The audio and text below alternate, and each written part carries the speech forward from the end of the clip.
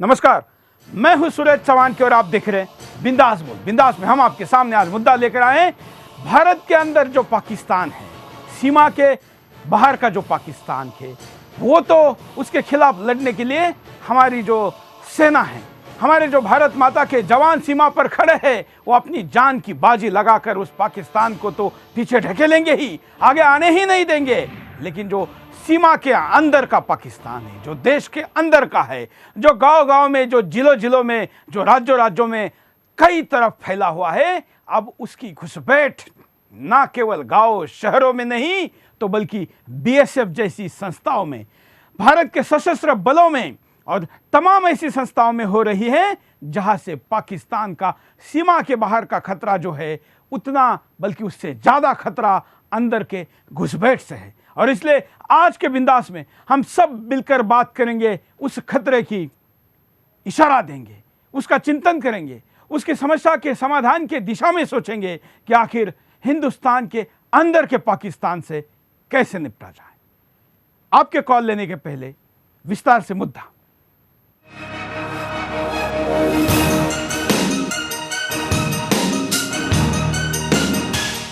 पाकिस्तान की नापाक हरकतों से तो पूरी दुनिया वाकिफ है, लेकिन हिंदुस्तान में जो हरकत अब पाकिस्तान ने की है उसे किसी भी हाल में हिंदुस्तान बर्दाश्त नहीं कर सकता।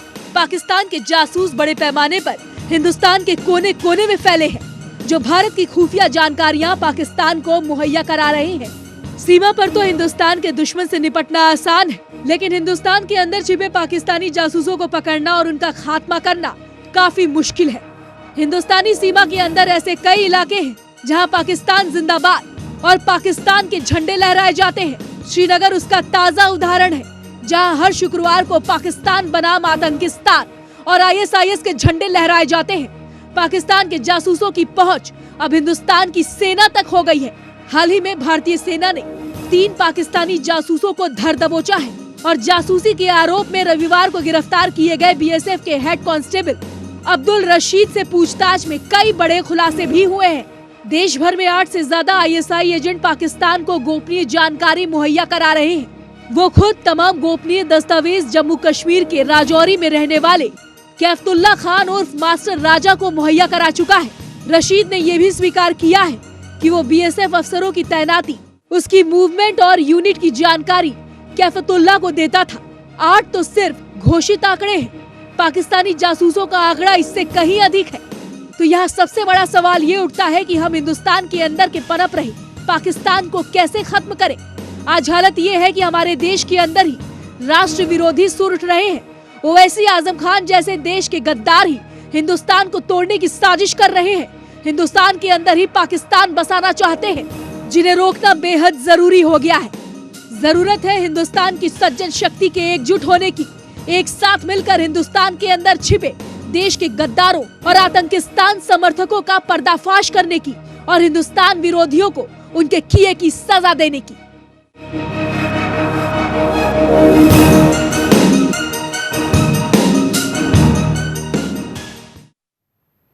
भारत के विभिन्न क्षेत्रों में जो अराष्ट्रीय ताकतें बढ़ रही है, जो आतंकवादियों की पनाहगार बन रहे हैं, ऐसे क्षेत्रों को हम पाकिस्तान, जो कि हमारा एक दुश्मन देश है, इस नाते अंकित कर रहे हैं। इससे हम ये नहीं कहना चाहते कि इन क्षेत्रों में रहने वाले सारे लोग देशद्रोही है। हम एक प्रतीकात्मक रूप में कहना चाहते हैं कि पाकिस्तान परस्त जहां पर ज्यादा है, वो पाकिस्तान हिंदुस्तान के अंदर पनप रहा है और उसका उपाय हमको करना है। हमारे साथ आज 2 विशेष अतिथि भी स्टूडियो में मौजूद है, उनके पास चलते हैं।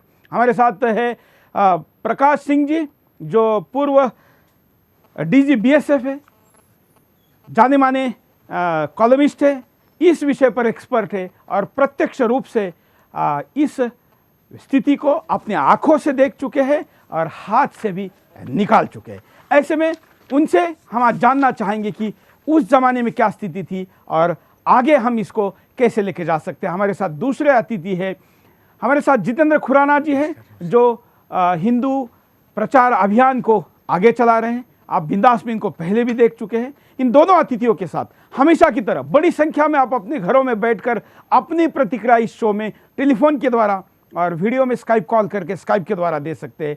पहले मैं प्रकाश सिंह जी के पास जाऊंगा।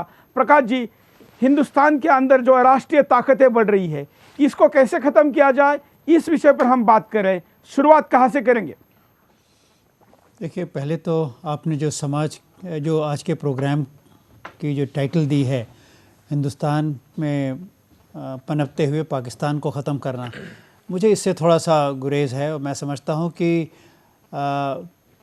जब आप हिंदुस्तान के अंदर पाकिस्तान को ख़त्म करने की बात करते हैं तो आप ये भी स्वीकार कर रहे हैं कि हम पाकिस्तान को भी ख़त्म करना चाहते हैं। पाकिस्तान से हमें निपटना है, पाकिस्तान से हमें झुकना नहीं, पाकिस्तान से हमें निपटना है, पाकिस्तान को उसके ठिकाने लगाना है। और पाकिस्तान जो कुछ भी गलत हरकतें करता है उसका हमें ईंट का जवाब पत्थर से देना है। यहाँ तो मैं पूरी तरह से सहमत हूँ, पर पाकिस्तान को ख़त्म करने की बात हमें नहीं सोचना चाहिए। पाकिस्तान अब एक पॉलिटिकल रियलिटी है और उसको हमें जैसे कि तैसा स्वीकार करना पड़ेगा। और जो मैं खत्म होने वाला है उसको हमने खत्म करने की बात करने की भी जरूरत है। हाँ, नहीं, मेरी सोच है, हमारी सोच ये होनी चाहिए कि हिंदुस्तान के अंदर जो राष्ट्र विरोधी तत्व हैं उन्हें कैसे ख़त्म किया जाए। वो राष्ट्र विरोधी तत्व जो हैं वो किसी भी वर्ग के हो सकते हैं, किसी भी समुदाय के हो सकते हैं, किसी भी क्षेत्र में हो सकते हैं। इस देश का इतिहास रहा है हमेशा कि हम जो घर के अंदर जो दुश्मन है वो ज़्यादा नुकसान पहुंचाते हैं बजाय इसके कि जो बाहर से दुश्मन जिनको कि हम देख सकते हैं, पहचान सकते हैं। मैं तो बराबर ये कहता हूं कि इस देश में सबसे ज़्यादा राष्ट्र विरोधी तत्व हमारे देश के अंदर ही हैं और उन्हें हमें पहचानने की ज़रूरत है। और उस पहचानने के समय हम अपने चश्मे से एकदम ऑब्जेक्टिव होना चाहिए, और वो किसी भी वर्ग के हों, किसी समुदाय के हों, किसी क्षेत्र के हों, किसी धर्म के हों, हमें उनको नहीं बख्शना चाहिए। तो मैं समझता हूं कि हमारा जो प्रयास होना चाहिए और हमारी जो दिशा होनी चाहिए वो है राष्ट्र विरोधी तत्वों को ख़त्म करना, वो किसी भी उनका कुछ भी बैकग्राउंड हो। बिल्कुल जी। जितेंद्र जी,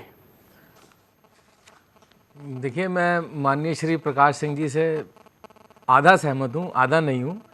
बहुत बड़े विद्वान है प्रकाश सिंह जी, मैं इनके लेख पढ़ के मैंने बहुत कुछ सीखा है, इनका आशीर्वाद है मेरे पे। ये हमें आज ये बात करने की आवश्यकता क्यों पड़ रही है? Pakistan with in India. Pakistan क्या है? 47 से पहले भी पाकिस्तान क्या था? पाकिस्तान एक सोच है, एक आइडियोलॉजी है।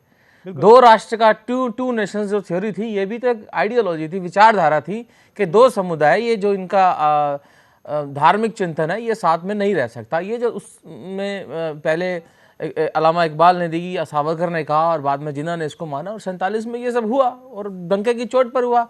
14% मुसलमानों को 26% ज़मीन मिली, पाकिस्तान और ईस्ट पाकिस्तान बना। पाकिस्तान एक सोच है। अब भारत के अंदर ये पाकिस्तान है, यानी कि हमें वो सोच डेवलप हो रही है। मेरे को थोड़ा सा ज़्यादा अच्छा लगता है कि यहाँ पर एक मुस्लिम पक्ष भी होते, लेकिन नहीं है। नहीं तो हम भी जो भी तथ्य हैं, मैं तथ्यों के आधार पर बात करूँगा। देखिए, इसी वर्ष जनवरी से लेकर इसी वर्ष तक कम से कम 5 समाचार जो समाचार पत्रों में छपे हैं कि श्रीनगर के अलावा, श्रीनगर में तो जम्मू कश्मीर तो हम पाकिस्तान का झंडा लहराता सुनते ही आए हैं, लेकिन हमने बुलंदशहर में सुना, हमने हिसार में सुना, यहाँ तक कि MIM मजलिस इत्तेहादुल मुस्लिमीन जो पार्टी है, बस्ती में उनकी रैली थी कुछ महीने पहले, 2-3 महीने पहले। वहाँ पे MIM के कार्यकर्ताओं ने पाकिस्तान जिंदाबाद के नारे लगाए। ये उत्तर प्रदेश में हुआ। हिसार में मार्च में जब एक पाकिस्तान क्रिकेट मैच जीता तो हिसार में पाकिस्तान के झंडे लहराए गए। तो अब आप ये सोचिए कि वो सोच ये भारतीय मुसलमान ही कर रहे हैं। सारे भारतीय मुसलमान ऐसे नहीं है, लेकिन एक वर्ग, कुछ चाहे छोटा हो या बड़ा हो, इस मानसिकता से ग्रस्त है, पीड़ित है, और इसी कारण से, इसी सोच के कारण बहुत से लोग ISI से जुड़ रहे हैं और बहुत से लोग IS से भी जुड़ रहे हैं। तो ये सोच हमारे अंदर है, पहले तो हमें एक्सेप्ट करना पड़ेगा। अगर हम इसे नकारते हैं तो हम वही गलती करेंगे 47 में हम कर चुके हैं। मैं इस बात के लिए कतई तैयार नहीं हूँ। मैं ये चाहता हूँ कि हिंदू जागरण अभियान, यानी कि जागृत हिंदू ये इस बात को माने, ये इस बात को समझे कि एक ऐसा पक्ष है जो बिल्कुल अलग विचारधारा रखता है, जो वही विचारधारा है जो पाकिस्तान बनने से पहले थी। पाकिस्तान हमारे अंदर है और थोड़ा थोड़ा वो रोज बड़ा होता है। पहली प्रतिक्रिया मेरी ये है। और हम इसको प्रतीकात्मक रूप में पाकिस्तान कहे इसलिए कि ये राष्ट्र विरोधी है, और राष्ट्र विरोधी, इस राष्ट्र के खिलाफ राष्ट्र विरोधी ताकत पाकिस्तान के रूप में ही तो इस देश का मैं थोड़ा सा करेक्ट करना चाहूंगा। हम बार बार राष्ट्र की बात करते हैं। राष्ट्र क्या है? जमीन के टुकड़े को हम राष्ट्र कहते हैं, या जमीन के टुकड़े पर जो लोग उससे जुड़ी हुई भावना, उसकी संस्कृति, उसको मिला के ये हमेशा भावनिक व्यवस्था रही है। वो अलगाववाद, ये इस देश की धार्मिक और जो चलिए, मैं आपके पास दोबारा आऊंगा। कई कॉलर हमारे साथ जुड़े और इसका कार्यक्रम की यही शोभा है कि इसमें कई कॉलर भी अपनी बात रखते हैं, और जब प्रकाश जी जैसे इतने महान व्यक्तित्व जो इस विषय पर काम कर चुके हैं उनके साथ बात करने का कॉलर को भी मौका मिलेगा तो निश्चित तौर पर अच्छा रहेगा। कुछ कॉलर के पास चलते हैं। जय हिंद, बोलिए। जय हिंद। बोलिए। मैं सुष्मिता पानी कटक से बोल रही हूँ। हाँ, कल एक नेशनल टीवी चैनल में बैठकर गरीब नवाज फाउंडेशन का अध्यक्ष मौलाना अंसारी राजा नामक एक व्यक्ति ताल ठोक के कह रहा था, मोहम्मद बिन कासिम हमारा हीरो था, मोहम्मद घोरी हमारा हीरो था, औरंगजेब हमारा हीरो था। ये सब हमारा मातृभूमि भारत पर आक्रमण करने वाले 10 लुटेरे धर्मांध आतंकवादी थे। उस व्यक्ति ने ये कहकर भारत के मुंह पर थप्पड़ मारा। पीड़ा इस बात की, वहाँ बैठे अन्य अतिथियों की चुप्पी, ना कोई निंदा, ना प्रतिवाद, ना प्रतिरोध। हृदय में बहुत कष्ट हुआ। नेहरूवादियों के कारण ऐसे इतर लोगों का साहस बढ़ा। और बताऊं? नहीं, धन्यवाद, बड़ी अच्छी बात कही है। उड़ीसा से इस भगिनी ने कॉल करके इस बात को कहा है। प्रकाश जी, अगर हम हमारी बात को डिफाइन करना चाहे तो इस भगिनी ने जो कॉल किया है, मुझे लगता है कि वो एक तरीका हो सकता है कि इस देश के दुश्मनों को हीरो मानने वाले को प्रतीकात्मक रूप में हम पाकिस्तानी तो कह सकते हैं। देखिए, प्रतीकात्मक रूप में आप कहेंगे पर उसका गलत मतलब निकलेगा, और हमारे जीवन में जो कहा जाता है वही पर्याप्त नहीं है, बल्कि ये भी होता है कि उसके क्या मतलब निकाले जा सकते हैं। इसलिए हमें इस बात पे बहुत ज़रा सोच समझ के किसी भाषा का प्रयोग करना है। ये सही है, आप जो कह रहे हैं पाकिस्तान आपके लिए एक सोच है, पर जब आप पाकिस्तान की बात करते हैं तो पाकिस्तान कहते ही तुरंत एक भौगोलिक जो इकाई है उसकी तरफ ध्यान जाता है, और ये लगता है कि आपने ये सोच के बैठे हैं कि हमें पाकिस्तान पहले बाहर का भी ख़त्म करना है और अंदर का भी ख़त्म करना है। मुझे ये है कि हम जो भी शब्दों का चयन करते हैं, ऐसे शब्दों का चयन होना चाहिए जिससे अनावश्यक विवाद न बढ़े, और हम सबको साथ लेकर चलें। हमें सारे देश को साथ लेकर चलना है, सभी वर्गों को मुख्य धारा में शामिल करना है। इस समय बड़ी भारी समस्या जो है, जिन सोच के लोगों से आप परेशान हैं, मेरा ये कहना है कि उनको आप अगर मुख्य धारा में आज वो नहीं है तो आपका खुद का दोष है। चलिए, मुख्य धारा में लाने का प्रयास तो अमेरिका ने भी किया, फ्रांस ने भी किया, जर्मनी ने भी किया। दुनिया का कोई देश ऐसा नहीं जहां मुख्य धारा में लाने का प्रयास नहीं हुआ। प्रयास सब लोग करते हैं। सवाल यह है कि आपने क्या किया। मैं तो कहता हूं स्वतंत्रता के बाद से ही इनको मुख्य धारा में लाने का प्रयास नहीं हुआ। मैं ये नहीं कह रहा हूं कि इसके लिए आप जिम्मेदार हैं, पर इस देश का नेतृत्व जो वर्षों वर्षों रहा है, उसने हमेशा एक विशेष वर्ग को एक स्पेशल ट्रीटमेंट देके उनके अंदर एक अलगाववादी सोच को जन्मा और उसको पनपाया है। अब सवाल है कि उसके लिए दोष तो हमारा है, हमारा अपना है, हमारे देश के नेतृत्व का है, जिन लोगों ने जिनके हाथ में इस देश की बागडोर थी। तो अब हम उसको पाकिस्तान के मत्थे हम नहीं मर सकते। वो हिंदुस्तान क्या ही दोष है। अब किसका दोष था, का दोष था, खा का दोष था, हम इस समय ये नहीं तय करने बैठे हैं। पर अगर अलगाववादी भावना कुछ लोगों में आई है तो मैं समझता हूँ उसके लिए इस देश का नेतृत्व ही जिम्मेदार है। और हमारे अब देर से ही सही, पर हमारा प्रयास ये होना चाहिए कि उनको मुख्य धारा में शामिल करने के लिए जो करेक्टिव स्टेप्स लिए जाने चाहिए वो लें हम। और क्या सवाल ये है कि क्या उनको हम ले रहे हैं? सवाल तो आज की तारीख में ये होना चाहिए। मुझे अफसोस इस बात का है कि आज भी हम वो जो कदम उठाने चाहिए नहीं ले रहे हैं। तो क्या कदम होने चाहिए, थोड़ा सा कृपया बताइए। देखिए, ये तो बड़ा विस्तृत विषय है, इस पे तो घंटे भर लेक्चर दिया जा सकता है। पर कदम लेने की बात अगर आप शुरू करते हैं, पहले बात तो शिक्षा से शुरू करना पड़ेगा इस देश की। लेकिन प्रकाश जी, मैं चाहता हूं कंप्लीट करें एक बार। नहीं, मुझे इनका कहना है कि जो शिक्षा वाला विषय, महाराष्ट्र सरकार ने यह कहा कि हम मदरसों को आधुनिक करेंगे, या जिस भी राज्य में जब भी ये बात आई उसका तो विरोध किया गया। नहीं, उसका तो विरोध होगा क्योंकि ये कांटा इतना ज़्यादा बड़ा हो चुका है कि अब आप इसको ठीक कर रहे हैं तो इसमें दिक्कतें आएंगी। पर फिर भी मदरसा एजुकेशन को हमें मॉडर्नाइज करना पड़ेगा। अगर उसका विरोध हो तो भी करना पड़ेगा। हम तो चाहेंगे, बिल्कुल, ये बिल्कुल। अगर जब तक मदरसा एजुकेशन, क्योंकि मदरसा को सब दुनिया ने कहा है और हम लोगों ने भी कहा है कि ये नर्सरीज ऑफ टेररिज्म है। बहुत से लड़के जो, देखिए, आतंकवाद में 2 तरह के लोग जा रहे हैं। एक तो वो लड़के जो कम पढ़े लिखे हैं, जिन्होंने सिवाय कुरान के और कुछ पढ़ाई नहीं है, उनको फिजिक्स, केमिस्ट्री, मैथमेटिक्स से कोई मतलब ही नहीं है। दूसरे वो लोग जा रहे हैं जो सोशल मीडिया में बहुत एक्टिव हैं ये लोग एजुकेटेड लोग हैं। दो अलग अलग लेयर्स के लोग इधर आकर्षित हो रहे हैं, अलगाववाद की तरफ, आतंकवाद की तरफ, इस्लामिक स्टेट की तरफ। हमें हर लेवल पे इसको टैकल करना पड़ेगा।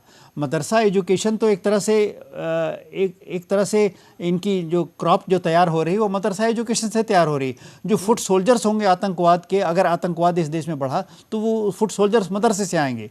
मदरसे को मॉडर्नाइज करना ये हमारी एक प्राथमिकता होनी चाहिए, और इसमें अगर कुछ विरोध होता है तो विरोध का सामना करते हुए अधिकांश मुसलमानों को अपने साथ लेते हुए मदरसा एजुकेशन को हमें मेन स्ट्रीम करना पड़ेगा। बिल्कुल बिल्कुल शिक्षा प्रणाली से लेकिन जब भी मदरसे की बात होती है, और जो बात आपने कही है उसके आगे की बात हो ही नहीं सकती है। बस शुरू में ही आपने जो कहा कि यह आतंकवाद की नर्सरी है, यहीं से विवाद शुरू किया जाता है। और इन मदरसों को चलाने के लिए और इनसे विष फैलाने के लिए जो विदेश से मोटा पैसा आता है, उसके पीछे के राज को जगजाहिर होने के बावजूद भी हम रोक नहीं पाए हैं। यह भी एक बड़ा कारण है। रुकते एक छोटे से ब्रेक के लिए, ब्रेक के बाद दोबारा आएंगे बिंदास बोल जारी।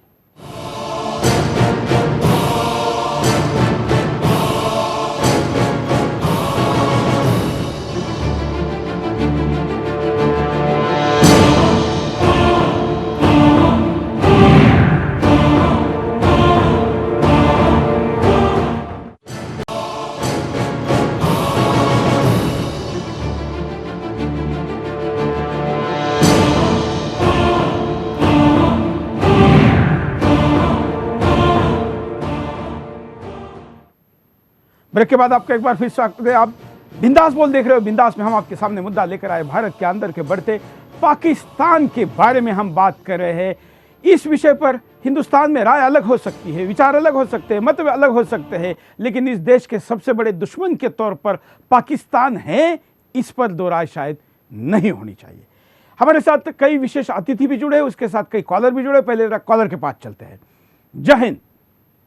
हाँ सुरेश जी नमस्कार। हेलो। हाँ सुरेश जी नमस्कार। मैं केडी शुक्ला, चार्टर्ड अकाउंटेंट, विश्व हिंदू परिषद कानपुर से बोल रहा हूँ। हाँ, मेरा ये कहना है कि समान नागरिक संहिता का विषय बहुत जरूरी है, बहुत इम्पोर्टेंट है, और जिस दिन इस देश में समान नागरिक संहिता लागू हो जाएगी उस दिन काफी हद तक इस विषय में वो हो जाएगी। दूसरा, अभी प्रकाश सिंह जी जो बात कह रहे थे कि जो कम पढ़े लिखे लोग हैं उनको मुख्य धारा में लाया जाए, वास्तव में जो यहाँ ज्यादा पढ़े लिखे लोग हैं, विधर्मियों में सबसे ज्यादा संख्या वही है, और वो इस प्रकार से टेररिज्म फैला रहे हैं जिसमें उनकी टेक्नोलॉजी भी शामिल है, उनका ब्रेनवेयर भी शामिल है, और वो उसमें ऐसा कुछ भी नहीं है कि वो मुख्य धारा में शामिल हैं, लेकिन उनका मुख्य ये है कि वो जब टेक्नोलॉजी से अपडेटेड हो जाते हैं और जो उनके पास में रसूख हो जाता है, उनके पास में साधन हो जाते हैं, तो वो इस प्रकार की समस्याएं पैदा करते हैं। तो जिस दिन समान नागरिक संहिता इस देश में जिस दिन लागू होगी उस दिन कुछ हद तक, या मानिए कि काफी हद तक इस समस्या का समाधान हो सकता है।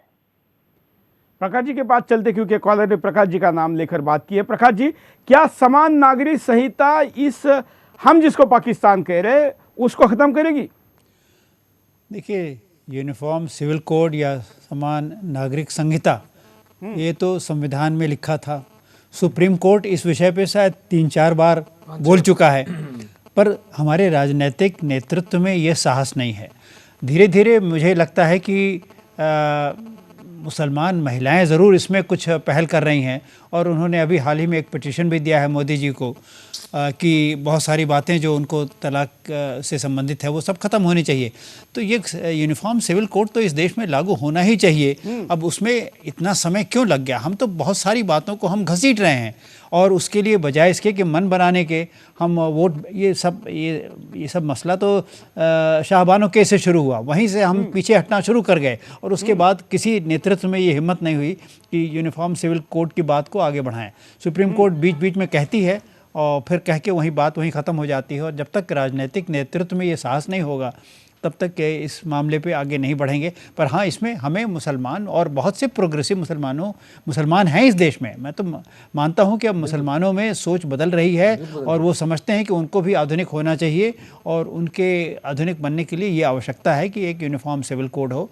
उनको अपने साथ ले चलने की ज़रूरत है। डिबेट से, डिस्कशन से, परसुएशन से, कैजुअलिंग, कोक्सिंग, जो कुछ भी कर सकते हैं आप करिए, पर यह कि उनको साथ लेकर थोड़ा समझा के, बुझा के, पर जैसे तैसे इस बात को आगे बढ़ानी चाहिए। खुराना जी।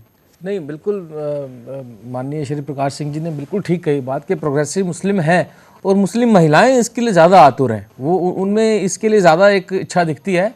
और इस समय जो गवर्नमेंट है, ये आर्टिकल 44 भी कहता है कॉन्स्टिट्यूशन का, और सुप्रीम कोर्ट 5-6 बार ये बात कह चुका है। लेटेस्ट अभी भी इसी चैनल पर चर्चा हुई थी 1 महीना पहले, जो माननीय कोर्ट ने बोला, तो या तो एक ऐसा प्रणाली या सिस्टम लाया जाए कि सरकार या केंद्र के स्तर पर एक यूनिफॉर्म सिविल कोड का ड्राफ्ट जो है वो सामने लाए और मुस्लिमों के पक्ष, उनके सामने ये पक्ष रख दे कि कोई भी व्यक्ति जो यूनिफॉर्म सिविल कोड को मानता है वो एक अपना एफिडेविट दे अपने जिले के डिस्ट्रिक्ट कलेक्टर को या डीएम को या किसी भी कोर्ट में। उसकी डिटेल योजना में बाद में जाएंगे, क्योंकि हमें आज मैंने यही कहा, मैं ये बात ये कंप्लीट कर रहा हूँ यहाँ पर, मैं ये कह रहा हूँ कि वो उनको ऑप्शन दी जाए, तो इतने ही लाखों मुसलमान सामने निकल के आएंगे, तो इनको देख करके दूसरों को ये 100% आएगी। हाँ जी, मुस्लिम महिलाएं 100% आएंगी, वो आएंगी और पुरुष भी आएंगे, उनको देख करके दूसरों को ये प्रेरणा मिलेगी। मेरा ये मानना है, जो बिल्कुल माननीय सिंह साहब ने कहा, सरकारों को विल पावर दिखानी पड़ेगी, जो अभी नहीं देखने को मिल पा रही। चलिए, कुछ कॉलर हमारे साथ और जुड़े, उनके पास चलते हैं। जय हिंद। हाँ जी सर, मेरा नाम नाम अनुपम शर्मा है। मैं दिल्ली से बोल रहा हूँ और मैं ये कहना चाहता हूँ कि जब तक जो हम धर्म से बढ़कर नहीं सोचेंगे तब तक इस देश में कोई डेवलपमेंट नहीं हो सकती है। क्योंकि मैंने यही देखा है अक्सर कि जो मोमडन जो भी लोग हैं, जैसे अभी आपने मदरसों के बारे में बात करी, तो मदरसे डेफिनेटली बंद होने चाहिए, क्योंकि इनमें सिर्फ कुरान ही नहीं, कुरान एजुकेशन एक अलग बात है, उसके अलावा भी बहुत सारी बातें सिखाई जाती हैं जो कि देश विरोधी हैं। तो मदरसों में एजुकेशन, मदरसे पूरी तरह बंद होने चाहिए। और यहाँ पे जो है हमारी राजनीति आ जाती है, हमारी पॉलिटिक्स बीच में आ जाती है, क्योंकि हम कई चीजों को गलत, कई चीजों को सही बताते हैं। बिल्कुल, धन्यवाद। हम आपको अगले कॉलर के पास लेके जाने के पहले कुछ प्लेट्स दिखाते हैं। वो हम बातचीत के दौरान हमारे अतिथियों के साथ भी और कॉलर के साथ भी जब बात करेंगे तो वो साथ साथ में प्लेट्स आप देख पाएंगे। बस मैं आपको इंट्रोड्यूस करवाना चाहूँगा उन प्लेट्स के साथ, ये क्या जानकारी इसमें है। ये विभिन्न प्रकार के वो संवेदनशील क्षेत्र हैं जहाँ पर पाकिस्तान के या तो झंडे लगे, पाकिस्तान के फेवर में यहाँ पर रैलियाँ हुई, पाकिस्तान के फेवर में नारे लगे, या पाकिस्तान के फेवर में सोशल मीडिया पर सबसे ज़्यादा एक्टिविटीज़ होती है। ये भारत के अंदर का वो क्षेत्र है जिसको हम प्रो पाकिस्तान कह सकते हैं। साथ साथ में हम बातचीत करेंगे अगले कॉलर के साथ। जय हिंद। बोलिए। जय हिंद सर, सर मैं 2 लाइन कविता बोलना चाहता हूँ। काश्मीर जो खुद सूरज की बेटे की राजधानी थी और डमरू वाले शिव शंकर की जो घाटी कल्याणी थी, और काश्मीर जो भूमंडल का स्वर्ग बताया जाता था और जिनकी मिट्टी को दुनिया में अर्घ चढ़ाया जाता था। काश्मीर वो डूब गया है अंधी गहरी खाई में और फूलों की घाटी उठी है मरघट की तन्हाई में। काश्मीर है जहाँ देश का। चलिए, धन्यवाद। ये कविता हरिओम पवार जी की हम दोबारा कभी आपको विस्तार से उन्हीं की आवाज में सुनाएंगे। फिलहाल आज के कार्यक्रम में हम आगे बढ़ते हैं और ये जो आपको शहरों की प्लेट्स दिखाई जा रही, वैसे राज्यों की, वैसे ही जिलों की भी प्लेट्स हम आपके सामने लेकर आएंगे, जो सरकारी आंकड़े कहते हैं कि यहाँ पर प्रो पाकिस्तान एक्टिविटी और एंटी नेशनल, भारत के विरुद्ध की एक्टिविटीज होती है। अगले कॉलर के पास जाने के पहले कारणों को देखते हैं कि क्या कारण है इसके पीछे के। देखें, भारत में डेमोग्राफिक आतंकवाद को बढ़ावा। भारत के सीमावर्ती क्षेत्रों में घुसपैठ कराई जा रही है। घुसपैठियों ने सीमावर्ती क्षेत्रों के मूल निवासियों को वहां से भगाना शुरू कर दिया है। बहुसंख्यक मुस्लिम क्षेत्रों में भारत विरोधी ताकतें पनप रही हैं, चाहे वो कश्मीर के हिस्से हों या फिर असम। हर जगह भारत विरोधी तत्व मजबूत हो रहे हैं। इन्हीं जगहों से ISI के एजेंट गिरफ्तार हो रहे हैं। सेना में पाकिस्तानी एजेंट। सेना ही एक ऐसी जगह रह गई थी जहां भारत में पाकिस्तान का ही घुसपैठ नहीं के बराबर थी, मगर अब तो एक के बाद एक सेना में पाकिस्तान परस्त पकड़े जा रहे हैं। भारत में दंगे फैलाता पाकिस्तान। पाकिस्तान आतंकी दाऊद के जरिए भारत में दंगे फैलाता रहा है और आगे भी दंगे फैलाने की साजिश हो रही है। पाकिस्तानी एजेंट भारतीय मुस्लिमों को डराते हैं। भारत में मुसलमानों के जहां जलसे होते हैं वहां पाकिस्तानी एजेंट जाते हैं। उन्हें पाकिस्तान के प्रति सहानुभूति दिखाकर अपनी ओर खींचा जाता है। इसके बाद देश में स्लीपर सेल तैयार हो जाते हैं। एक छोटा सा ब्रेक लेते हैं, ब्रेक के बाद दोबारा आएंगे बिंदास बोलचाल।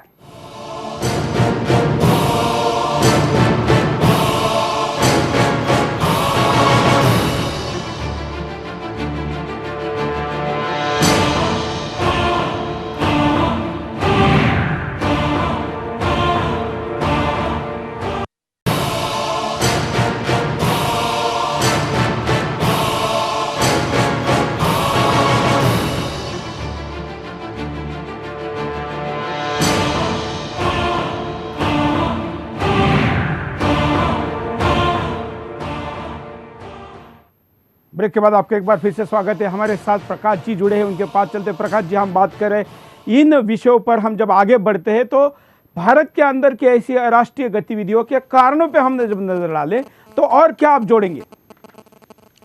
अपना सवाल फिर से पूछिएगा। हाँ, क्या कारण है कि भारत में ऐसी अराष्ट्रीय या राष्ट्र विरोधी गतिविधियां ज्यादा बढ़ रही है? देखिए, सबसे बड़ा कारण तो है राजनीतिक और वोट बैंक कंसिडरेशन, कि अगर हम ये काम करेंगे तो ये वोट बैंक हमारा चला जाएगा।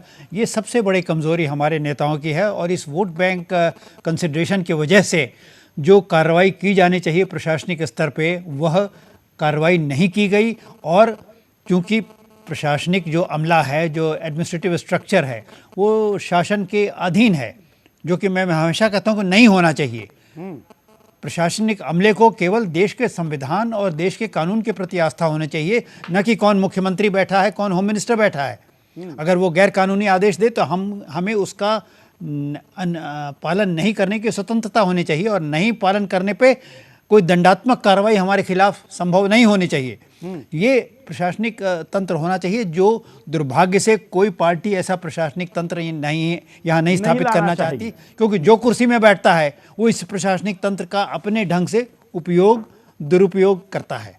तो सबसे बड़ी जो दिक्कत ये है कि जो राष्ट्र विरोधी कार्रवाइयाँ होती हैं उसको हम देखते हैं, जानते हैं, समझते हैं, और हर तरह की इंटेलिजेंस रिपोर्ट, गोपनीय report, IB report, raw report, सब कुछ होने के बावजूद हम उसको बर्दाश्त करते हैं। ये सबसे बड़ा कारण है।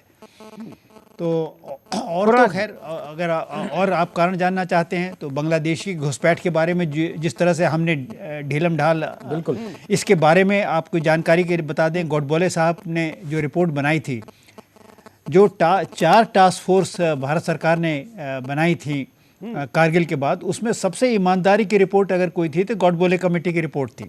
और चूंकि वो ईमानदारी की रिपोर्ट थी, इसलिए आज तक वह प्रकाशित नहीं हुई है।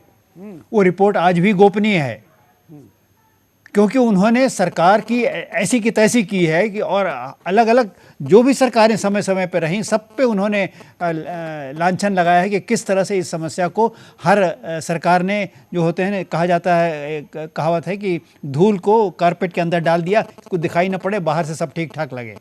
तो बांग्लादेशियों की समस्या, शिक्षा का समस्या, बांग्लादेशियों की समस्या, सांप्रदायिक मामलों में जो रुख होना चाहिए था, सख्त रुख होना चाहिए था, वो हमने नहीं अपनाया। कुछ प्रदेश इस देश के ऐसे हैं जो सांप्रदायिक तत्वों के खिलाफ कार्रवाई नहीं करते, क्योंकि वो समझते हैं ऐसा करने से उनका वोट बैंक चला जाएगा। तो इस तरह से कारण बहुत से हैं। अलगाववादी तत्वों को हम जानते हैं। कश्मीर में अब हुर्रियत के नेता हैं, भारत सरकार से पूछिए, मैं कहता हूँ आपके टीवी के चैनल के द्वारा, इसमें आधे से ज़्यादा नेताओं के खिलाफ मुकदमे दर्ज हैं, पुलिस के रिकॉर्ड्स में हैं, पर उन मुकदमों को आगे नहीं बढ़ाया जाता कि भैया रहने दो, ये सब नेता हैं आज के तारीख के, इसलिए ये मुकदमे को रफा दफा करो। इसी तरह हैदराबाद में हमारे कुछ लोग सांप्रदायिक सांप बैठे हुए हैं, उनके खिलाफ भी मुकदमे दर्ज हैं। एक नहीं, 50 से ज्यादा मुकदमे दर्ज हैं। बल्कि देश के खिलाफ युद्ध का मुकदमा दर्ज है, 50 से ज्यादा द्रोह का मुकदमा दर्ज है, 50 से ज्यादा मुकदमे उनके खिलाफ दर्ज हैं, शायद उससे भी ज्यादा दर्ज हैं। किसी ने हमें बताया कि एक इलेक्शन स्पीच में उन महाशय ने ये कहा कि अरे ये जितने साल का ये आदमी है उससे ज्यादा तो मुकदमे हमारे खिलाफ दर्ज हैं, पर सरकार की हिम्मत है कुछ हमारे खिलाफ करने की। तो कोई कहता है कि सब हम आप 15 मिनट के लिए पुलिस को हटा लीजिए, हम देखिए इनको कैसे बहुसंख्यकों को कैसे हम ख़त्म कर देते हैं। इस तरह की बातें की जाती हैं, पर प्रशासनिक तंत्र इनके खिलाफ कार्रवाई नहीं करता। यही लोग अगर अमेरिका में होते तो इनको मालूम होता कि 130 साल की सज़ा हो जाती। वो तो अलग अलग धाराओं में सज़ा लेके सबको जोड़ देते हैं, यहाँ तो आप अगर यहाँ तो फांसी देना मुश्किल है, सब कुछ होने के और बावजूद। जिसको लाइफ इम्प्रिजनमेंट आप करते हैं उसको भी है कि 14 साल कि 16 साल बाद इसको छोड़ दीजिए, इसके लिए अलग बहस हो रही है। तो इस देश में जो ढुलमुल रवैया है, राष्ट्र विरोधी तत्व, देखिए मैं ये शब्द बार बार कहूँगा, और राष्ट्र विरोधी तत्व में अब नाम लेना चैनल पे उचित नहीं, मैं तो 10 आदमी के नाम गिना दूँ जो सब नॉन मुस्लिम्स हैं और राष्ट्र विरोधी तत्व हैं। वो आज की तारीख में कई प्रदेशों में सत्ता में बैठे हैं, परंतु उनके खिलाफ कोई कार्रवाई नहीं हो सकती, क्योंकि उनसे हमको गठबंधन करके हमको अपनी सरकार भी चलाना है। बिल्कुल। तो ये राष्ट्र विरोधी तत्वों का इस देश से खात्मा होना बहुत ज़रूरी है, और उसके लिए राजनीतिक इच्छा शक्ति चाहिए और एक ऐसा पॉलिटिकल सिस्टम चाहिए जहाँ पे कि सदन का एक हिस्सा पूरे देश को ब्लैकमेल ना कर सके। बिल्कुल, इसमें ये बहुत ज़रूरी है। इसमें संविधान में संशोधन की ज़रूरत है। मतलब राज्यसभा को ये अख्तियार नहीं है कि लोकसभा की एक्टिविटीज़ को एकदम फ्रस्ट्रेट कर दे, लोकसभा के मैंडेट को फ्रस्ट्रेट कर दे। ये राज्यसभा तो देखिए यहाँ हिंदुस्तान में अभी चल रही है, होनी नहीं चाहिए। ये बहुत साल तक इंग्लैंड में डिबेट चला है कि हाउस ऑफ लॉर्ड्स होना चाहिए या नहीं। जो हैरोल्ड लास्की एक बहुत बड़े पॉलिटिकल थिंकर थे, उन्होंने लिखा था कि the House of Lords will disappear in a storm. खैर वो स्टॉर्म नहीं आया, हाउस ऑफ लॉर्ड्स आज भी चला जा रहा है, पर हम इनको बैठाए हुए हैं। अरे भाई बैठे हो पर अपनी औकात में रहो। आप कोई पॉपुलर मैंडेट से जीत के नहीं आए हो, अपनी औकात में रहो। और अगर औकात में नहीं रहते हो तो इनके ऊपर ऐसे संवैधानिक अंकुश होने चाहिए कि ये लोकसभा के मैंडेट को फ्रस्ट्रेट न कर सकें। बिल्कुल। खुराना जी, कारणों पर हम नजर डाल रहे हैं। देखिए माननीय प्रकाश सिंह जी ने तो बिल्कुल इतना सटीक बोल दिया है, मुझे तो लगता नहीं है कि मेरे कोई ज़्यादा पॉइंट्स की आवश्यकता है। एक बात बहुत अच्छी कही कि राज्यसभा, कई विचारकों का ये मानना है कि राज्यसभा की आवश्यकता है ही नहीं है, क्योंकि वो जीती हुई सरकार जो आती है वो अपने मन मुताबिक जिन मुद्दों पर आती है, हारे हुए नेताओं को भी एस्टेब्लिश करने के लिए और उनका भी दुकान चलता रहे इसके लिए तो वो काम ही नहीं कर सकते। नुक्कड़ चाहिए और उसकी भूमिका इसको दी गई है। हम स्क्रीन पर आपको बातचीत के दौरान वो क्षेत्रों के नकाशे दिखा रहे हैं। ये बड़ी मेहनत के साथ हमारे रिसर्च के टीम ने बनाए हुए हैं। ये देश के पूरे हिंदुस्तान के संवेदनशील क्षेत्रों को हमने आपके सामने रखा है। ये क्षेत्र जो कि भारत सरकार की विभिन्न एजेंसियां, विदेश की भी ऐसी एजेंसियां जो इंटरनल सिक्योरिटी पर काम करती है, ये सब इस पर इन आंकड़ों के आधार पर हम आपके सामने ये ग्राफिक्स दिखा रहे हैं। इन ग्राफिक्स को भी दिखाते रहेंगे। साथ साथ में हम आपको मुंबई में जो आज़ाद मैदान पर पिछले दिनों आंदोलन हुआ था, उन आंदोलन में राष्ट्र विरोधी गतिविधियां कैसे हुई, वहाँ पर जो अमर जवान ज्योति है, वहाँ पर जो शहीद स्मारक है, वहाँ पर जो भारत के आज़ादी के प्रतीक है, उनके खिलाफ भी क्या किया गया आपको दिखाएंगे। इन वीडियो के साथ साथ हम कॉलर को भी बातचीत के लिए लेते हैं। कॉलर के पास चलते हैं। जय हिंद। हेलो, बोलिए। हेलो, मैं शोभा बोल रही हूँ करनाल से। हाँ, मेरी 2-3 बातें हैं। एक तो मतलब अब समय आ गया हमें कि अब वोटों की गिनती करने की बजाय जो हमने मतलब बाहर वालों के लिए दरिया दिली कर रखी है कि वो आ जाए हमारे पास, जो हमने एक्सप्रेस ये बस और समझौता एक्सप्रेस चला रखी है, उसमें हमारे कितने लोग आते हैं, यहाँ पे कितने जाते हैं, हमने कभी इसकी काउंटिंग नहीं करी। हम मतलब उस समय हम दरिया दिली दिखा देते हैं कि कोई बात नहीं, उधर वो लोग दुखी हैं या कितने। हमारे यहाँ से एक पत्रकार गया था वहाँ पे, उसने 15 दिन का टूर बनाकर वो तीसरे दिन वहाँ से वापस आ गया कि वो जैसे हम होटल से बाहर निकलते हैं तो मतलब उनके जासूस साथ में लग जाते हैं, तो तीसरे दिन वापस आ गया। तो हम लोग जब हमारी इंटेलिजेंस मतलब सर्विस इतनी अच्छी नहीं है, हम उनको क्यों मतलब ऐसे आने दे रहे हैं? बिल्कुल, धन्यवाद। अगले कॉलर के पास भी चलते हैं। जय हिंद। हेलो, बोलिए। सुरेश सर। हाँ सर, मैं जम्मू से बोल रहा हूँ, कमल है मेरा नाम। मैं हाँ। एक बात कहता हूँ, जब भी कश्मीर पे या किसी बात पे चर्चा होती है तो उस कश्मीर में एक जम्मू भी उसके साथ लगता है, ठीक है, जो पूरी तरह जम्मू देशभक्त है। लेकिन उस जम्मू से कोई भी रिप्रेजेंटेटिव, कोई भी पूरे नेशनल मीडिया के पैनल पे कोई एक बंदा जम्मू की आवाज नहीं उठा सकता। आज तक हमने कभी भी कोई जम्मू का बंदा यहाँ पे आके नहीं देखा। कोई भी। लेकिन आप सुदर्शन पर देखते हैं, हम आपको बोलने का मौका देते हैं और जम्मू के कॉलर को प्रायोरिटी से लेते हैं। और जहाँ हिंदुओं को उन्होंने दबा के रखा हुआ है, क्या वहां से आप कोई एक बंदा नहीं बुला सकते कि उसका भी मन की व्यथा सुन ली जाए? बिल्कुल बिल्कुल सही कहा आपने है। और इस देश का जो मीडिया है वो राष्ट्रीय भावना का प्रतिनिधित्व नहीं करता, ये तो बिल्कुल सच है ही। एक छोटा सा ब्रेक लेते हैं, जल्दी आते हैं।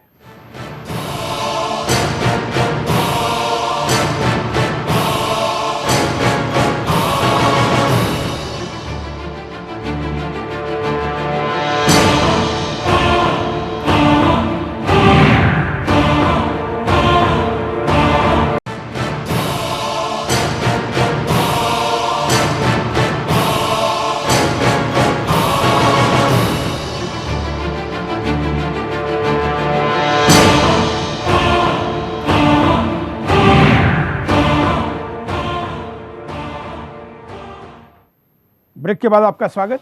प्रकाश जी हमारे साथ जुड़े, उनके पास चलते। प्रकाश जी, अभी हम इस ब्रेक के बाद के समय में परिणाम और उपाय की दिशा में बात करेंगे। जब हम परिणामों की तरफ नजर डालते हैं तो सबसे गंभीर प्रमुख कुछ परिणाम किसका जिक्र करेंगे? देखिए, परिणाम जो सबसे गंभीर परिणाम यह है कि धीरे धीरे इस देश में आतंकवाद का जो नेटवर्क है वो फैलता जा रहा है। आज देश में, आज दुनिया में अगर हम देखें कि आतंकवाद से प्रभावित देश कौन कौन हैं, तो देखिए कुछ देश तो ऐसे हैं जहां आप कह सकते हैं लूज शब्दों में, बहुत शायद सही नहीं होगा, जंगल राज है। अब उसमें इन 5 देशों में जो गिनती होती है वो है, नंबर 1 पे इराक है, फिर अफ़गानिस्तान है, पाकिस्तान है, नाइजीरिया है, सीरिया है। ये 5 देश तो ये माना जाता है कि ये तो आतंकवाद में एकदम नहाए हुए हैं। उसके बाद जो बाकी आप देश, जहां आप कह सकते हैं कि कुछ सभ्यता है, कुछ लॉ एंड ऑर्डर है, बाकी देश बचते हैं, उन देशों में दुर्भाग्य से यह, और हमारे लिए बड़े शर्म की बात है, हिंदुस्तान सर्वोच्च स्थान पे है, सबसे ज़्यादा आतंकवाद से प्रभावित है। और आतंकवाद इस देश में कोई आज से नहीं है, ये 50 के दशक से, जब फिज़ो ने बगावत का झंडा नागालैंड में उठाया, उस समय से चल रहा है ये। और इतने साल हो गए पर हम अभी भी इस समस्या से, बजाय इसके कि निपटें, आप देखिए कि हर दशक में आतंकवाद ने एक नए थिएटर में जन्म लिया है। 50 के दशक में नॉर्थ ईस्ट में शुरू हुआ, 60 के दशक में नक्सलबारी शुरू हुआ, 70 के दशक में आसाम में शुरू हुआ, 80 के दशक में पंजाब में आया, 90 के दशक में कश्मीर में आया, और अब अंतर्राष्ट्रीय आतंकवाद दस्तक दे रहा है। तो इस तरह से आतंकवाद का, बजाय इसके कि हम इसको कंट्रोल कर सकें, कंटेन कर सकें, इस पर हावी हो सकें, नियंत्रण कर सकें, ये अपना इसका फैलाव बराबर हिंदुस्तान में होता जा रहा है। और आज की तारीख में भी जो गंभीरता इस सरकार से अपेक्षा की जाती थी, वो गंभीरता नहीं दिख रही है। आतंकवाद से लड़ने के लिए, अब हम बड़ी मोटी सी बात आप पूछ दें, भारत सरकार की क्या नीति है, तो कोई आदमी होम मिनिस्ट्री का बता नहीं सकता कि क्या नीति है। आप अमेरिका से पूछिए तो उनकी सालाना रिपोर्ट में क्या नीति है, वो बड़े मोटे मोटे शब्दों में उन्होंने लिख दिया है। इंग्लैंड की क्या नीति है वो भी उन्होंने नेशनल सिक्योरिटी जो उनका डॉक्यूमेंट है वो उसमें लिख दिया है। फ्रांस का देखिए वो भी मिल जाता है, ये सब इंटरनेट पे मिल जाता है, कहीं उनसे किसी से मांगने की ज़रूरत नहीं है। पर हिंदुस्तान की क्या आतंकवाद से लड़ने की नीति है, ये मैं ढूंढता रह गया, मुझे कहीं नहीं मिला। जो सरकार आती है उसकी एक अलग सोच होती है और उस सोच के मुताबिक वो काम करती है, कोई निरंतरता नहीं है, कोई नीति नहीं है। क्या ये बड़े शर्म की बात नहीं है कि इतने साल बाद भी आज अभी हमारा नेशनल सिक्योरिटी डॉक्ट्रिन नहीं है? क्यों नहीं है? अरे इस देश में नेशनल सिक्योरिटी काउंसिल बनी, नेशनल सिक्योरिटी एडवाइजरी बोर्ड बना, नेशनल सिक्योरिटी एडवाइज़र्स बराबर होते रहे, पर नेशनल सिक्योरिटी डॉक्ट्रिन इस देश में आज तक नहीं है। जबकि वो बराक ओबामा की दस्तखत की हुई मैंने देखी है, डेविड कैमरून की दस्तखत की हुई उसका प्रिंट आउट मेरे पास है, पर भारत के प्रधानमंत्री या किसी और या होम मिनिस्टर की दस्तखत का नेशनल सिक्योरिटी डॉक्ट्रिन उपलब्ध नहीं है। भाई नहीं है तो आप, जब आपके पास डॉक्ट्रिन ही नहीं है तो आप काम कैसे करेंगे? काम ऐसे होता है कि जब एक स्थिति खड़ी हुई, आपने सोचा कि इसमें क्या होना चाहिए, वो आपने उस समय के अधिकारी ने, उस समय के नेता ने जो तय किया वही आपकी नीति हो गई। तो इस तरह इंसिडेंशियल सोचते हैं। अब इस तरह से देश नहीं चलता। देश के लिए तो फिर एक नीति होनी चाहिए। नीति में अगर आपने कह दिया कि हमें आतंकवाद से समझौता नहीं करना है तो समझौता नहीं करना है। चलिए मैं आपके पास थोड़ी देर में दोबारा आता हूं, तब तक हम खुराना जी से बात करते हैं। खुराना जी, प्रमुख परिणाम आपके नजर में? परिणाम तो देख सकें कि अलगाववाद बढ़ रहा है और पाकिस्तान के झंडे लहराए जाते हैं, भविष्य में मांग भी उठेगी।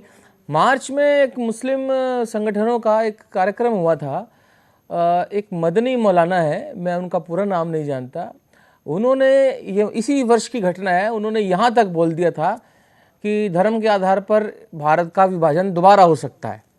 इतने बड़े ये बाकायदा न्यूज़पेपर में आया, इतना मीडिया में उछाला नहीं गया, लेकिन ये स्टेटमेंट बोली गई। क्यों बोली गई ये स्टेटमेंट, क्यों इस पर कार्रवाई नहीं हुई? अब एक मौलाना जिनके लाखों की बोलनी तो फिर भी कही जा सकती है, बोलने के बाद उस पर कार्रवाई मैं एक बात और कहना चाहता हूं। देखिए अभी घटना चल रही है कि आईएसआई के साथ भारत के 1000 मुसलमान युवा जुड़े हैं। आईएस के लिए भी जनवरी में ही आर्टिकल एमडी नालाचपात जी का छपा था कि 1000 मुस्लिम यूथ आईएस के लिए गए हैं। अब 1000 तो आईएस के लिए चले गए हैं और भारत के अंदर ही 1000 मुस्लिम यूथ आईएसआई के लिए काम कर रहे हैं। आप सोचिए इसके पीछे कितना बड़ा मॉड्यूल काम कर रहा होगा। यहाँ तक कि लखनऊ के एक मदरसे के मौलवी ने बोल दिया और पत्र भी लिख दिया कि 1 लाख सुन्नी युवाओं की फोर्स बननी चाहिए जो आईएसआईएस की सहायता करने के लिए होनी चाहिए। अब देखिए हम किस दिशा में जा रहे हैं और कठोर दो स्तर पर कठोर कदम चाहिए। एक तो माइनॉरिटी अपीजमेंट बंद हो, किसी भी सरकार हो, वो हम उपाय की दिशा में जाएंगे। अभी हम परिणामों पर नजर डालते हैं। कुछ और परिणाम जो दर्शकों ने भी भेजे वो आपके सामने स्क्रीन पर दिखाते हैं। पाकिस्तान भारत में दंगे कराने में कामयाब हो जाएगा। पाकिस्तान की जो साजिश है दंगे कराने की, उसमें वो सफल होता दिखाई दे रहा है। कई पाकिस्तानी एजेंट भारत में पाकिस्तान का काम कर रहे हैं। भारत को मुगलिस्तान बनाने की साजिश सफल हो जाएगी। भारत को मुगलिस्तान बनाने की साजिश रची जा रही है। ये साजिश सफल होती भी दिखाई दे रही है, क्योंकि सीमावर्ती क्षेत्रों के मूल निवासियों को वहां से खदेड़ दिया गया है। भारत की आंतरिक सुरक्षा खतरे में पड़ जाएगी। सीमा पर तो सेना जमीन के एक एक टुकड़े को बचाने के लिए अपनी जान पर खेल रही है, मगर देश के भीतर बैठे गद्दार देश की सुरक्षा में सेंध लगा रहे हैं। पाकिस्तान भारत की सेना को कमजोर करने में सफल हो सकता है। जिस तरह से भारत की सेना में कुछ पाकिस्तानी जासूस पकड़े जा रहे हैं, ऐसे में सेना का मनोबल कम हो सकता है। सेना की खुफिया जानकारी पाकिस्तान तक पहुंच सकती है। भारत में आतंकवादी घटनाएं बढ़ सकती हैं। वैसे भी पाकिस्तानी आतंकी आए दिन भारत में पकड़े जाते हैं, कभी सीमा पर तो कभी समुद्र में, तो कभी आतंकी वारदातों को अंजाम देते हुए। ऐसे में अगर पाकिस्तान को भारत की सेना की सुरक्षा जानकारियों की भनक लग जाएगी तो आने वाले समय में कई आतंकी वारदातें हो सकती हैं। अब हम उपाय की दिशा में जाते हैं। शुरुआत प्रकाश जी से ही करते हैं। प्रकाश जी, अब उपाय की दिशा में प्रमुख कुछ उपाय। देखिए, उपाय तो कुछ तो दूरगामी होंगे, कुछ तात्कालिक होंगे। तात्कालिक उपाय यह है तो हमें अपनी आंतरिक सुरक्षा व्यवस्था को सुदृढ़ करना है। आज की तारीख में भी हमारी जो आंतरिक सुरक्षा, जो इंटरनल सिक्योरिटी मैकेनिज्म है, वो बहुत कमज़ोर है। सबको मालूम है ये बहुत कमज़ोर है, पर उसको सशक्त बनाने के लिए कोई ठोस कदम नहीं उठाया जा रहा है। न पिछली सरकारों ने उठाया है, न वर्तमान सरकार ने उठाया है। इस दिशा में सोच भी होनी चाहिए, कार्रवाई भी होनी चाहिए। आपका आंतरिक सुरक्षा का ढांचा किस पे निर्भर करता है? सबसे ज़्यादा पुलिस पे निर्भर करता है। जब आतंकवाद की घटना होती है तो वहाँ इंजीनियर नहीं जाता, डॉक्टर नहीं जाते, नेताजी नहीं जाते हैं, वहाँ सबसे पहले दरोगा जी जाते हैं। अब वो दरोगा जी लायक हों नालायक हों, ये इसके लिए जिम्मेदार आप हैं। आपने दरोगा जी को लायक क्यों नहीं बनाया? आपने पुलिस को सक्षम क्यों नहीं बनाया? आपने पुलिस को संसाधन क्यों नहीं दिया? आपकी जो आंतरिक सुरक्षा व्यवस्था की जो रीढ़ की हड्डी है पुलिस की, वो बहुत कमज़ोर है, और उसको सशक्त बनाने के लिए पुलिस को अतिरिक्त संसाधन देकर और सबसे ज़्यादा पुलिस को राजनीतिक प्रभाव से मुक्त करने के लिए जो कार्रवाई होनी चाहिए वो आप नहीं कर रहे हैं। सुप्रीम कोर्ट बार बार आपसे कहती, फिर भी आप नहीं कर रहे हैं। तो सबसे पहले तो आपको अपना आंतरिक सुरक्षा का ढांचा मजबूत करना पड़ेगा। इसके लिए बहुत सारी और बातें हैं। आपका नेशनल काउंटर टेररिज्म सेंटर आज तक नहीं खड़ा हुआ। भाई ठीक है, कुछ विवाद हुए थे, उन विवादों को आप किसी तरह सुलझा लीजिए। जो ऐसे बिंदु हैं जिस पे आपत्ति हो सकती है उसको हटा दीजिए, पर उसको NCTC लागू तो करिए आप। फिर और भी बहुत सारी योजनाएं हैं, CCTNS वगैरह की। बहरहाल संक्षेप में ये मान के चलिए कि आंतरिक सुरक्षा व्यवस्था को सुदृढ़ करना होगा। फिर उसके बाद दूरगामी दृष्टि से आपको आंतरिक सुरक्षा के लिए आपकी क्या नीति होगी, नेशनल सिक्योरिटी डॉक्ट्रिन क्या होगी, वो आप उसको बनाइए। फिर आपको आतंकवाद से लड़ने के लिए कानून क्या है वो देखिए आप। कानून आपका बस ठीक है, काम चलाऊ है कानून, तो इस देश में जो आतंकवाद विरोधी कानून है वो एक मजाक हो गया है। कोई सरकार टाडा लाती है, फिर दूसरी सरकार उसको ख़त्म कर देती है, फिर कोई सरकार पोटा लाती है, उसको लैप्स करा दिया जाता है, फिर एक लंगड़ा लूला कानून UAPA unlawful activities prevention act पास कर दिया जाता है। मतलब इतना बड़ा मजाक है इस देश के साथ कि आप आतंकवाद मतलब से इस देश पर दलों की नीति थोपी जाती है, देश की कोई नीति नहीं है। इस मतलब इतना बड़ा मजाक है कि आप आतंकवाद से लड़ने के कानून को आतंकवाद विरोधी कानून कहने में आपको परेशानी है, क्योंकि आपने अगर आतंकवाद विरोधी कह दिया तो लोग आपके गर्दन पर सवार हो जाएंगे, इसलिए उसको अनलॉफुल एक्टिविटीज़ प्रिवेंशन एक्ट कहा जाता है। अब भाई अनलॉफुल एक्टिविटी तो आपका जेब काटना भी होता है, तो मतलब कि जेब इस देश के पार्किंग भी अनलॉफुल है। इस देश के कानून बनाने वालों की नज़र में पिक पॉकेटिंग और टेररिज्म सब एक साथ है, क्योंकि सब अनलॉफुल एक्टिविटी में आता है। तो अब ब्रिटेन का कानून एंटी टेररिज्म एक्ट है, अमेरिका कहता है हमारा पैट्रियट एक्ट है, खुले डंके की चोट पे। फ्रांस कहता है कि हम अपना संविधान बदल देंगे, उन्होंने अपने जो लिबर्टीज़ हैं उसको सस्पेंड कर रखा है। आतंकवाद से लड़ने के लिए आपको विशेष कदम उठाने पड़ेंगे, एक लंगड़े लूले कानून से नहीं काम चलेगा। बिल्कुल, यहाँ लोग जो चाहते हैं बोल देते हैं और उसके बाद कोई पूछने वाला नहीं है। और पूछने वाला ऐसा नहीं कि वर्तमान कानून में नहीं हो सकता, वर्तमान कानून में भी कुछ कार्रवाई की जा सकती है, पर इनको तो ऐसी कार्रवाई होनी चाहिए कि ये अगले 20-30 साल के लिए ये इनको निष्क्रिय कर दिया जाए। बिल्कुल, ऐसा किया नहीं जाता। मैं तो कहता हूं तोड़नी चाहिए। केवल 100 आदमी यहाँ इस देश में अगर आप निष्क्रिय कर दीजिए कि वो मतलब उनको निष्क्रिय कर दिए, देखिए आतंकवाद को कितना बड़ा झटका लगेगा।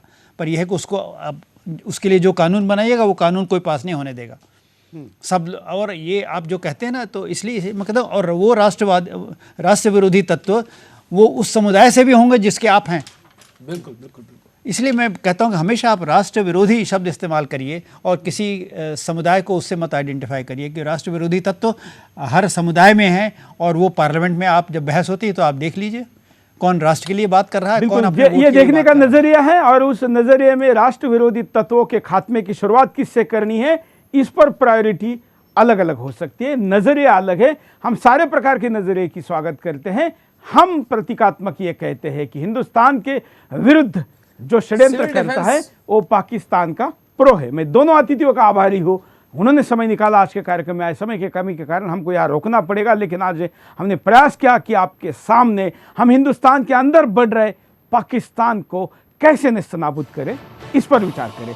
एक एपिसोड पर यह चर्चा नहीं हो सकती, लेकिन दुर्भाग्य है ऐसे एपिसोड बार बार भी करने पड़ रहे और ये देश की जरूरत भी है। हम आशा करते हैं कि सरकारें क्या करें, इस पर बहस करने के साथ साथ हम देश की जनता हम क्या करें, हम एक नागरिक के तौर पर क्या करें, हम एक छोटे समूह के तौर पर क्या करें, हम एक समुदाय के तौर पर, समाज के तौर पर क्या करें, इस पर भी चर्चा अगले एपिसोड में जरूर करें। आज के लिए इतना है। जय हिंद।